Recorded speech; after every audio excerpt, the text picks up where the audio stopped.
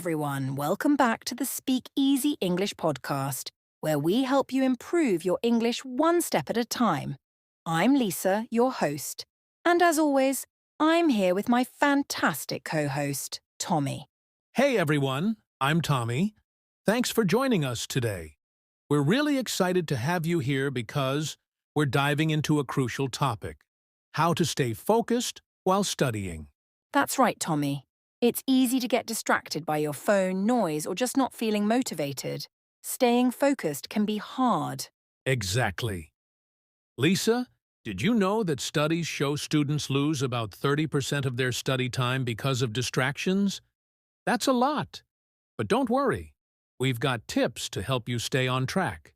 Absolutely. Today, we'll share 6 simple tips to help you stay focused and make the most of your study time.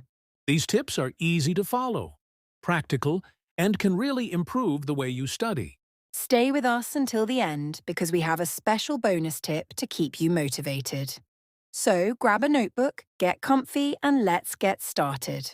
All right, let's dive into our first tip: creating a dedicated study environment. This is so important because the space you study in can directly affect how well you focus. Exactly, Lisa. When your study space is messy or full of distractions, it's harder to focus. Your brain connects your surroundings with certain activities, so having a clean, dedicated study space helps you get in the right mindset. Absolutely. It doesn't need to be anything fancy or expensive. It could be a simple desk in your room, a quiet corner in your house, or even a peaceful spot in the library. The key is to make it consistent. Use the same space every time so your brain knows, this is my study zone. And keeping it organized is equally important. Make sure your study space is clean and free of clutter. Keep only what you need: your books, notebook, a water bottle, and maybe a small plant if that makes you feel more comfortable. Great point, Lisa. Another thing to consider is eliminating distractions. If you're studying at home, let your family or roommates know you need some quiet time. And don't forget to turn off notifications on your phone or even put it in another room if possible. That's a game changer. Also pay attention to lighting and comfort. A well-lit space can reduce eye strain, and a good chair can help you avoid back pain during long study sessions. Absolutely. And for those of you who may not have a lot of space, don't worry. Even setting up a small, foldable table in a quiet area can work wonders. The goal is to make your environment work for you, not against you. Exactly.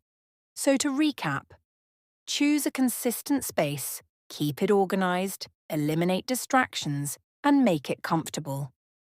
These small changes can have a big impact on your ability to focus. All right, that's tip number 1. Ready to move on? Now let's jump into tip number 2, setting clear goals. This is a big one because if you don't know what you're aiming for, it's easy to feel lost or overwhelmed when you study. That's so true, Tommy. Imagine sitting down to study without a plan. You end up flipping through pages, maybe watching a video or two, and before you know it, an hour is gone, and you've achieved nothing. Exactly.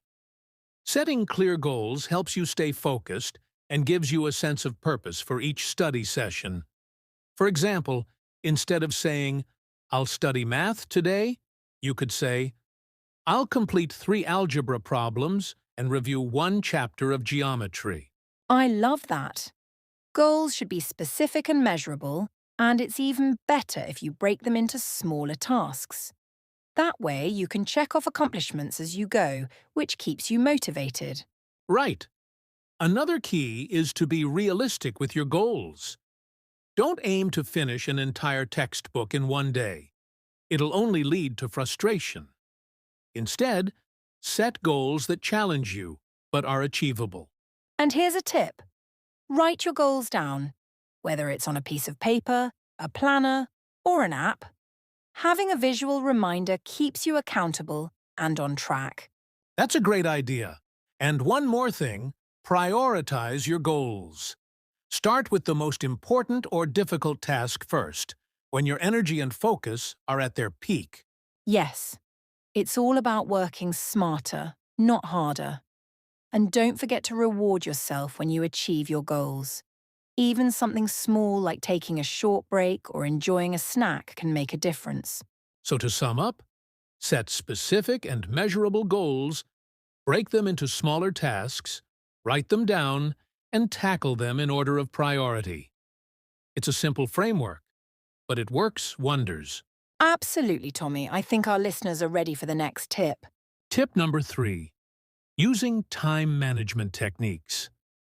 Time is one of the most valuable resources we have, especially when it comes to studying. Managing it effectively can make all the difference. Absolutely. One of my favorite methods is the Pomodoro technique. It's simple but incredibly effective. You study for 25 minutes, take a 5-minute break, and then repeat. After 4 sessions, you take a longer break, say 15 to 30 minutes. That's a fantastic technique, Lisa. It works because it keeps your mind fresh and helps prevent burnout. Plus, knowing a break is coming up soon can keep you motivated and focused during those 25 minutes. Exactly. And if 25 minutes feels too short or too long, you can adjust it. Some people prefer 50 minutes of study and a 10-minute break. The key is to find what works best for you. Another great strategy is time blocking. This involves setting aside specific times in your day for studying and sticking to them. For example, you could block 9 a.m. to 11 a.m. as your focused study time. I like that one too. It helps you build a routine and make studying a non-negotiable part of your day. But remember, during your study blocks, focus only on studying. No multitasking. Great point, Tommy. And here's another idea. Use a timer or an app to keep track of your study sessions.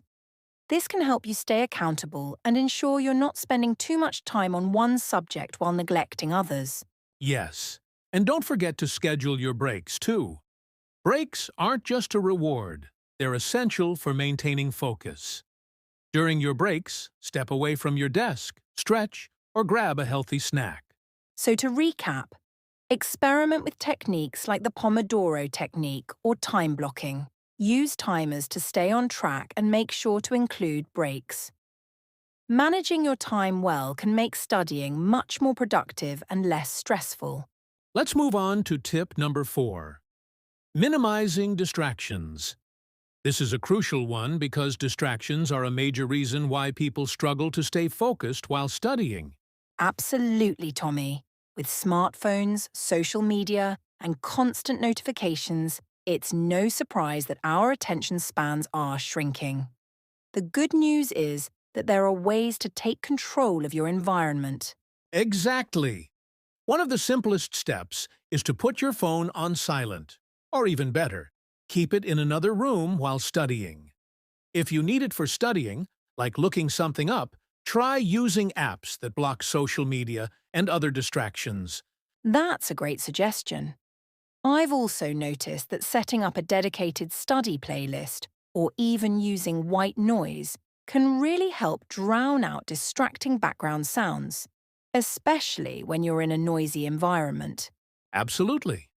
And if you're studying at home, it's smart to let your family or roommates know you need some uninterrupted time.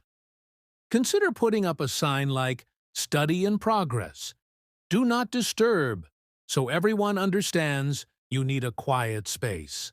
That's a clever idea. And let's not forget about digital distractions. Close unnecessary tabs on your computer and only keep what's relevant to your study session open. It's so easy to fall into a YouTube or social media rabbit hole otherwise. Definitely. Another tip is to designate specific times for checking messages or emails. This way, you're not constantly tempted to peek at your phone or inbox during your study sessions, allowing you to maintain focus and productivity. Exactly. Also, be mindful of internal distractions like daydreaming or overthinking. If you notice your mind drifting, gently steer it back to the task at hand.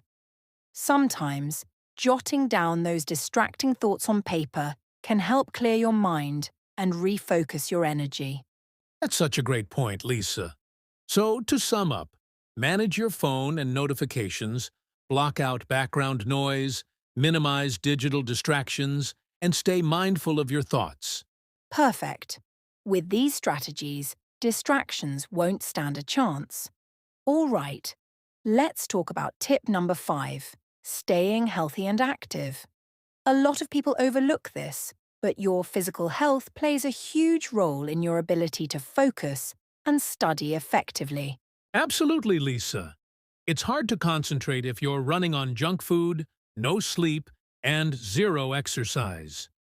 Your body and mind are connected, so taking care of yourself physically can make studying much easier. Let's begin with sleep. It's crucial to get 7 to 8 hours of quality sleep each night.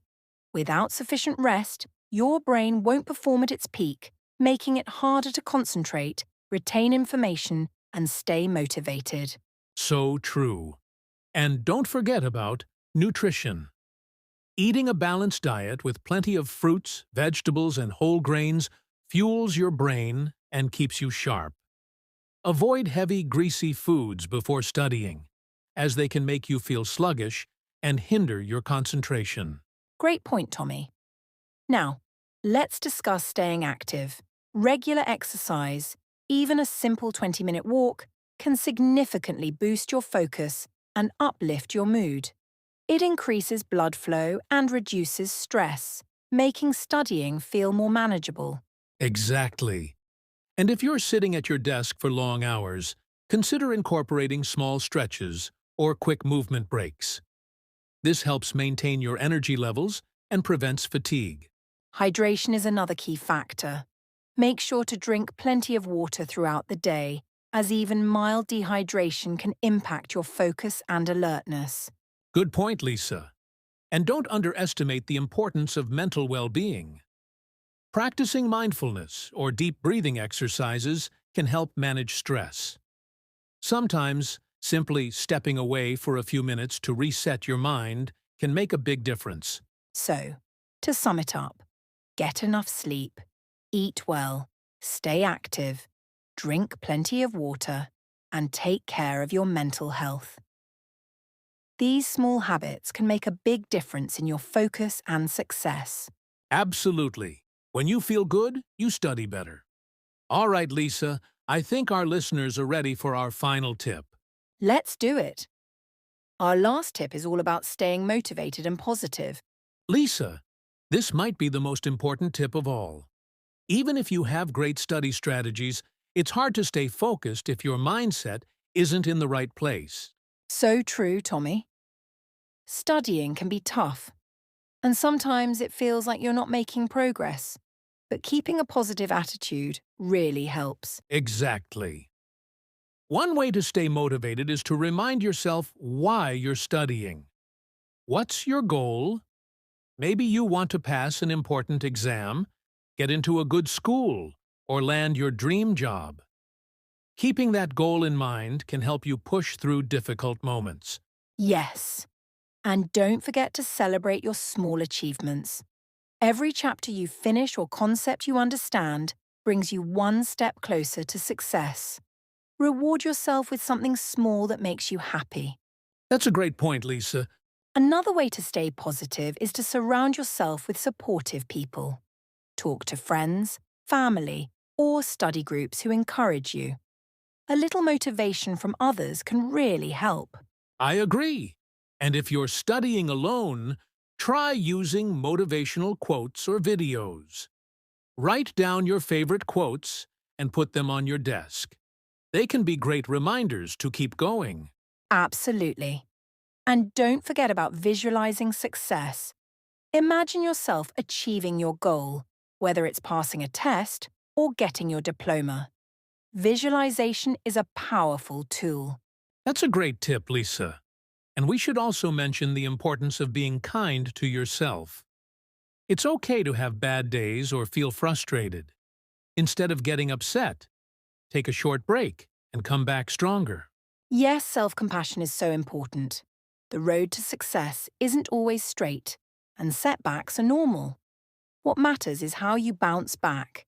And Lisa, I think staying positive isn't just about focusing on the end goal, it's also about enjoying the process. Learning is a journey, and even the mistakes you make along the way help you grow. Well said, Tommy.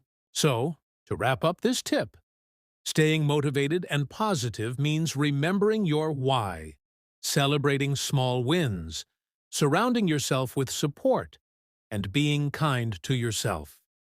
Success is a marathon, not a sprint, so every step counts. Exactly, Tommy. And with this final tip, I think our listeners are ready to tackle their studies with confidence. Absolutely. Now, let's do a quick recap of all 6 tips we shared today. Good idea. We covered a lot, so let's go over them one more time.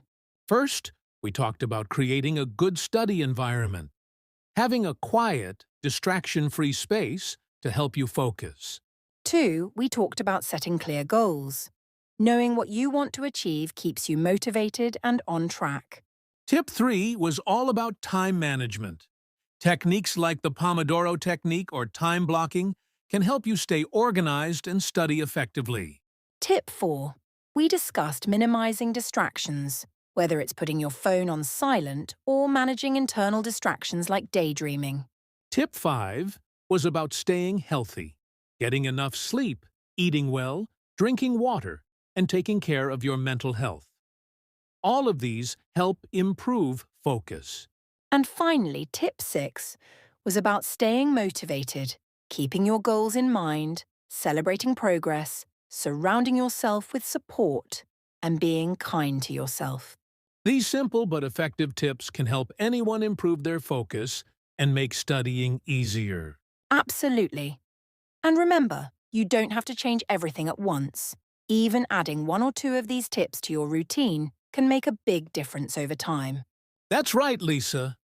Focus and consistency take practice, so don't be too hard on yourself. Just keep moving forward, one step at a time. Well said, Tommy.